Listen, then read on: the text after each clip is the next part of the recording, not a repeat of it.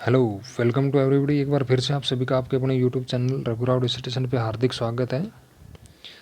कल वीडियो आई थी समानता के अधिकार के बारे में, मौलिक अधिकारों की चर्चा चल रही है। इससे पहले 2 वीडियो आ चुकी है। एक वीडियो में मौलिक अधिकारों के बेसिक थ्योरी बताई गई थी, बेसिक बातें बताई गई थी। अगले वीडियो में समानता का अधिकार बताया गया था, आर्टिकल 14 से 18 तक वर्णित है। आज की वीडियो में स्वतंत्रता के अधिकार की चर्चा करेंगे, जो आर्टिकल 19 से लेके और 22 तक है। आर्टिकल 19 से 22 तक वर्णन है जिसकी स्वतंत्रता के अधिकार का। ठीक है, तो शुरुआत करते हैं वीडियो की। उससे पहले वीडियो को लाइक करें, शेयर करें, कमेंट करें और चैनल को, अगर आप चैनल पर नए हैं तो चैनल को सब्सक्राइब कर लें। तो चलिए करते हैं शुरुआत।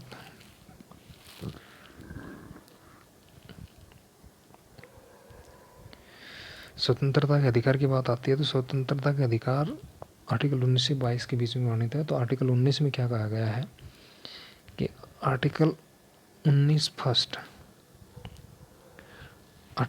फर्स्ट है, उसमें 6 प्रकार की, 1 2 3 4 5 6, हाँ 6 प्रकार की स्वतंत्रताएं दी गई हैं।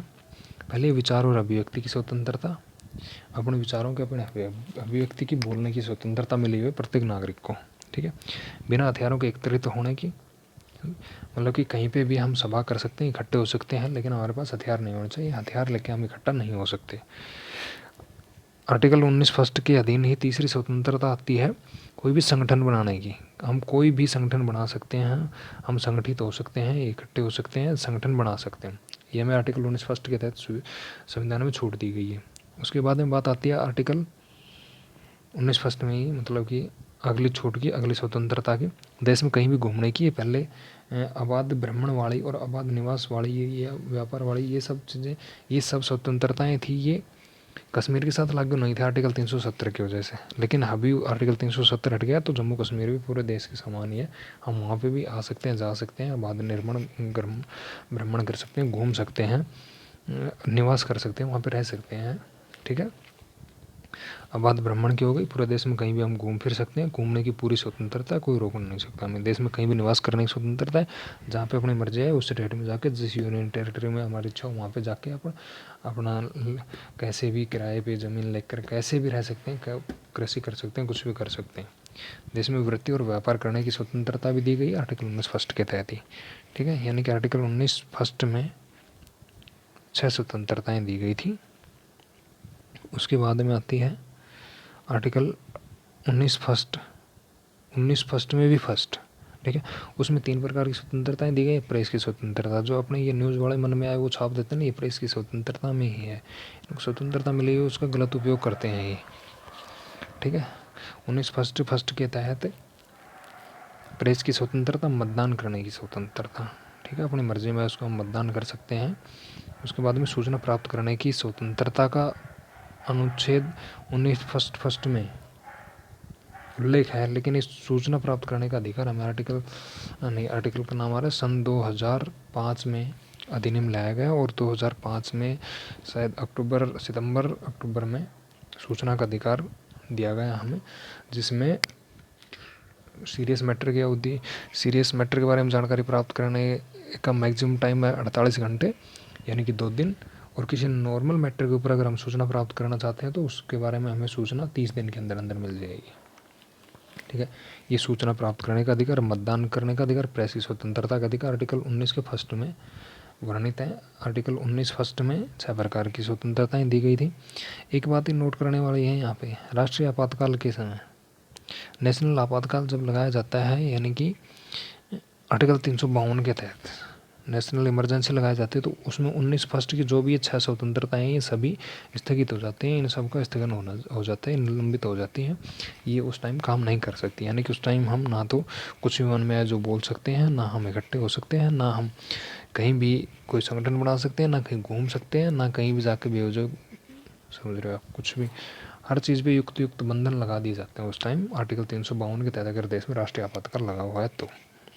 ठीक है, 19 हो गया। आर्टिकल 20 की बात आती है तो दोष सिद्धि के खिलाफ संरक्षण है किसी भी व्यक्ति को। ये दोष सिद्धि के खिलाफ संरक्षण क्या है, इसके बारे में मैं आपको बताऊं। स्वतंत्रता का अधिकार है आर्टिकल 1922 तक पढ़ने तो उसके बारे में उसके में उसी के अंडर में आर्टिकल 20 की चर्चा कर रहे हैं अपन। 2 सिद्धि के खिलाफ संरक्षण दिया गया है जिसमें, ठीक है। 2 सिद्धि के खिलाफ संरक्षण क्या है? किसी भी व्यक्ति को किसी कानून का उल्लंघन करने पर ही दोषी ठहराया जा सकता है। दूसरी बात इसमें आती है कि एक आदमी को एक दोष के लिए एक बार ही सज़ा दी जा सकती है। ऐसे नहीं कि बार बार उसको सज़ा दे दी जाए, एक ही गलती के लिए बार बार सज़ा नहीं, एक दोष के लिए एक बार सज़ा मिलेगी। और पुलिस या जिसके भी अंडर में हैं हम, वो हमें हमारे खिलाफ ही गवाही देने के लिए बातें नहीं कर सकते हमें, ठीक है। उस चीज़ के लिए हमारे ऊपर दबाव नहीं बना सकते कि हम अपने खिलाफ ही अपनी गवाही दे दें, ठीक है। वो आर्टिकल 20 में स्वतंत्रता दी गई है हमें 2 सिद्धि के खिलाफ संरक्षण। अभी आपको समझ में आ गई होगी 2 सिद्धि के खिलाफ संरक्षण क्या है, कि ना तो हम खुद के खिलाफ गवाही देने के लिए बाध्य हो सकते हैं, ना हमें कोई बाध्य कर सकता है इस चीज़ के लिए कि हम खुद के खिलाफ गवाही दें। नंबर दूसरी बात, एक अपराध के लिए एक बार सजा दी जाएगी। नंबर तीसरी बात, किसी कानून को उल्लंघन करने पर ही दोषी ठहराया जा सकता है, उससे पहले दोषी करार नहीं दे सकते किसी भी नागरिक को। बात 19 होली। आर्टिकल 21 की बात आती है। आर्टिकल 21 में प्राण और दैहिक स्वतंत्रता का अधिकार दिया गया है, ठीक है। कि ये ऐसी है कि अगर देश में नेशनल इमरजेंसी लग रही है ना, तो भी इस आर्टिकल का अतिक्रमण नहीं होता। इस आर्टिकल को स्थगित नहीं किया जा सकता। ये आर्टिकल तो मिलेगा हमें, चाहे कितनी इमरजेंसी कुछ भी, प्राण दैहिक स्वतंत्रता, आदमी को जीवन जीने का अधिकार है, ठीक है। सबसे विस्तृत अनुच्छेद है ये। आर्टिकल 21 की बात की जाए तो संविधान का सबसे विस्तृत अनुच्छेद माना गया है इसको, ठीक है। सबसे ब्रॉड आर्टिकल है ये। उसके बाद में आर्टिकल 21 का आता है। आर्टिकल 21 क्या में शिक्षा का अधिकार है। आर्टिकल 21 का ये जोड़ा गया 86वें संविधान संशोधन। 86वें संविधान संशोधन 2002 में आया था, जिसमें 6 से 14 वर्ष के बच्चों को प्राथमिक शिक्षा का अधिकार दिया गया था। तो वो अधिकार, शिक्षा का अधिकार आर्टिकल 21 क में जोड़ा गया था। 1986 में जोड़ा नहीं, 2002 में 2002 में जोड़ा गया। आर्टिकल था 86वां। संविधान संशोधन था, आर्टिकल नहीं, संविधान संशोधन था 86वां। सॉरी, मैं कन्फ्यूज हो रहा हूँ। आर्टिकल की बात चल रही तो आर्टिकल दिमाग में आ जा रहा था। ये 86वां संविधान संशोधन था और 2002 में हुआ था। उसके तहत आर्टिकल 21 का जोड़ा गया था, जिसमें शिक्षा का अधिकार दिया गया था, 6 से 14 वर्ष तक के बच्चों को प्राथमिक शिक्षा का अधिकार, ठीक है। उसके बाद में आर्टिकल 22 की बात आती है। आर्टिकल 22 गिरफ्तारी के विरुद्ध संरक्षण देता है हमें। किसी भी व्यक्ति को बिना कारण बताए गिरफ्तार नहीं किया जा सकता, ठीक है। कोई भी भारतीय नागरिक है, उसको संविधान इस चीज़ की छूट देता है कि आपको कोई भी आके मन में आए तब पुलिस गिरफ्तार नहीं कर सकती। बिना उसको कारण बताए कोई गिरफ्तारी नहीं हो सकती। उसकी गिरफ्तार करने के बाद 24 घंटे के अंदर अंदर उसको न्यायालय में पेश करना, किसी मजिस्ट्रेट के सामने पेश करना, निकटतम मजिस्ट्रेट के सामने न्यायालय में पेश करना ज़रूरी है। 24 घंटे से पहले किसी भी अपराधी को पेश करना ज़रूरी होता है। किसी भी गिरफ्तार व्यक्ति को, अपराधी नहीं कह सकते सॉरी उसको, ठीक है। एक नंबर। दूसरी बात कि जिसे गिरफ्तार किया गया है उसको पहले तो उसके कारण बताना पड़ेगा कि तेरे को किस कारण से गिरफ्तार करके ले जा रहे हैं, ठीक है। नंबर दूसरी बात, उसको 24 घंटे के अंदर किसी न्यायालय में पेश करना पड़ेगा मजिस्ट्रेट के सामने, ठीक है। निकटतम न्यायिक अधिकारी जो भी होता है उसके सामने उसको पेश करना। नंबर तीसरी बात, उसको कानूनी सलाहकार भी हायर करने की, मतलब कि आप वकील बोल सकते हो, वकील हायर करने के, वकील से परामर्श करने की, सलाह लेने का भी पूरा अधिकार है। आप उसको इस अधिकार से वंचित नहीं कर सकते, ठीक है। लेकिन उसके साथ साथ ये जो गिरफ्तारी के विरुद्ध संरक्षण आर्टिकल 22 से किसी भी अन्य किस व्यक्ति को नहीं मिल सकता जो देश का शत्रु हो, देश के खिलाफ हो, जो जिसके कार्य क्रियाकलाप देश के खिलाफ हो, उसको ये तीनों अधिकार नहीं मिलेंगे कि आपको बताया जाए कि आपने क्या गुनाह किया है, उसके लिए गिरफ्तार करें, उसको 24 घंटे के अंदर किसी मजिस्ट्रेट के सामने पेश करना, नहीं, कोई ज़रूरी नहीं उसका।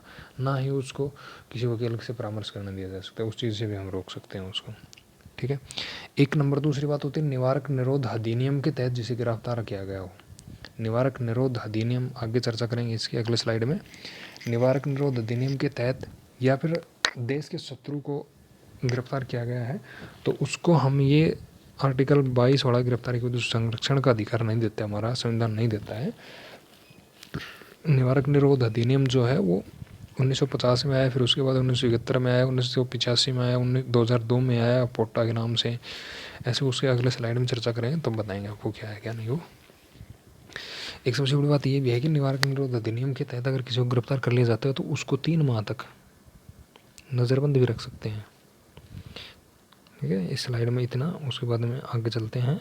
उससे पहले एक बार फिर रैपिडली देख लें इसको कि स्वतंत्रता का अधिकार है, मौलिक अधिकारों में दूसरा अधिकार है स्वतंत्रता का अधिकार, 19 से 22 के बीच में वर्णित है। उसमें हमें कौन कौन सी स्वतंत्रताएं दी गई हैं, आर्टिकल 19 फर्स्ट में आती है, आर्टिकल 19 फर्स्ट की बात आती है।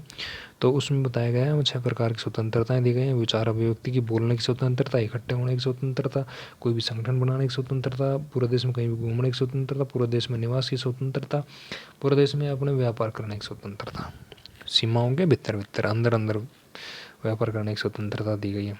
उसके बाद में आर्टिकल 19 फर्स्ट में भी फर्स्ट आता है, उसके अंदर 3 हमें स्वतंत्रताएं दी गई हैं। प्रेस की स्वतंत्रता, न्यूज़ को स्वतंत्रताएं दी गई हैं कुछ को, मतदान करने की, प्रत्येक भारतीय को मतदान करने की स्वतंत्रता प्राप्त है, सूचना प्राप्त करने का अधिकार दिया गया है हमें, स्वतंत्रता के अधिकार। उसके बाद में अगर नेशनल इमरजेंसी लगती है आर्टिकल 352 के तहत, तो 19 फर्स्ट की जो भी 6 प्रकार की स्वतंत्रताएं मिली हैं, इन सभी का अतिक्रमण हो जाता है। ये सभी निलंबित हो जाते हैं, अतिक्रमण नहीं, निलंबित हो जाती हैं, इनको रोक दिया जाता है, स्थगित हो जाती है। ठीक है। आर्टिकल 20 दो सिद्धि के खिलाफ संरक्षण देता है। दो सिद्धि के खिलाफ संरक्षण मतलब किसी भी कानून का उल्लंघन करने पर ही किसी आदमी को, किसी नागरिक को दोषी ठहराया जा सकता है। एक अपराध के लिए 1 बार सजा दी जाएगी। ठीक है। किसी भी नागरिक को या अपराधी को या फिर गिरफ्तार व्यक्ति को खुद के खिलाफ ही गवाही देने के लिए, बाध्य नहीं किया जा सकता है। आर्टिकल 20 में आर्टिकल 21 प्राण और दैविक स्वतंत्रता का अधिकार देता है, हमें जीवन जीने का अधिकार देता है। सबसे विस्तृत अनुच्छेद है आर्टिकल 21। आर्टिकल 21 क्या जोड़ा गया, 86वें संविधान संशोधन 2002 के द्वारा, जिसमें 6 से 14 वर्ष तक के बच्चों को प्राथमिक शिक्षा का अधिकार दिया गया है।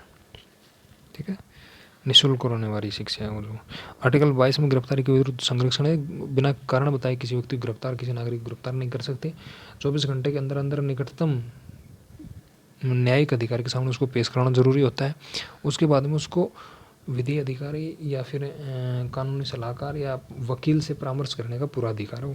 लेकिन निवारक निरोध अधिनियम के तहत गिरफ्तार व्यक्ति और देश के शत्रु को ये तीनों अधिकार नहीं मिलते। गिरफ्तारी के विरुद्ध संरक्षण वाले तीनों अधिकार नहीं मिलते। निवारक निरोध अधिनियम के तहत तो अगर किसी गिरफ्तार किया गया है तो उसे 3 महीने तक नज़रबंद भी रखते हैं। और निवारक निरोध अधिनियम क्या है, ये बात आती है। निवारक निरोध अधिनियम है जो 1950 में आया था, 1969 में पारित हुआ था, सॉरी। ठीक है। उसके बाद में आया आंतरिक सुरक्षा अधिनियम, मिसा बोला जाता है इसको, मिसा। यह आंतरिक सुरक्षा, देश की आंतरिक सुरक्षा से संबंधित है। आंतरिक सुरक्षा मतलब जैसे कि नक्सली हो गए या देश में कहीं पे दंगे फसाद होते हैं और इन सब चीज़ें ये जो होती हैं, कोई देश के खिलाफ, देश में रहते हुए देश के खिलाफ कोई अनुचित कार्य कर रहा है तो उनके लिए लाया गया था। ये 1971 में संविधान संशोधन लाया गया था और ये 1978 में पारित हुआ था ये। ठीक है। उसके बाद में आतंकवाद में विध्वंसक विरोध अधिनियम, टाडा बोला जाता है जिसे, टाडा। ठीक है। ये आतंकवाद से रिलेटेड था कि आतंकवादियों को कैसे क्या ट्रीट किया जा सकता है, उनके साथ वो सब चीज़ें इस अधिनियम में थी। 1985 में लाया गया था, 1995 में 10 साल बाद में पारित हुआ था ये। एक लास्ट लाया गया पोटा, आतंकवाद निरोध अधिनियम 2002 में लाया गया, 2004 में पारित हुआ था। ये भी आतंकवादियों से रिलेटेड था। तो आज की वीडियो में इतना ही। इसमें सबसे मेन इंपॉर्टेंट बात है आर्टिकल 22 वाली थी, निवारक निरोध अधिनियम के तहत किसी गिरफ्तार व्यक्ति को और देश के शत्रु को दो सिद्धि के खिलाफ संरक्षण का नहीं, गिरफ्तारी के विरुद्ध संरक्षण का आर्टिकल 22 के तहत जो स्वतंत्रताएं दी गई हैं वो उसको प्राप्त नहीं, उसको नहीं दी जाएंगे। ठीक है। उसके बाद में जो बातें थी आपको सब बता दी गई है। मिलते हैं नेक्स्ट वीडियो में, तब तक के लिए वीडियो को देखें, रिपीट करें, चैनल को सब्सक्राइब कर लें अगर आपने या तो, वीडियो को लाइक करें, शेयर करें, ज़्यादा से ज़्यादा कमेंट करें। धन्यवाद।